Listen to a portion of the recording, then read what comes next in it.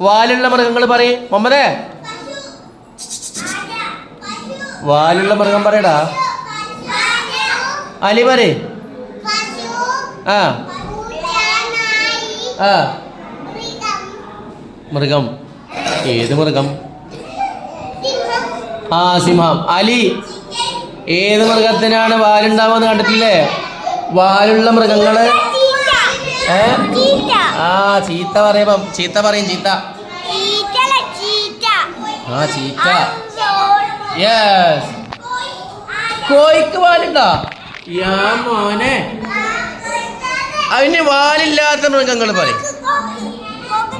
വാലില്ലാത്ത മൃഗങ്ങള് പിന്നെ അത് പക്ഷിയല്ലേ? പക്ഷീനല്ലേ ഞാൻ പറഞ്ഞത്.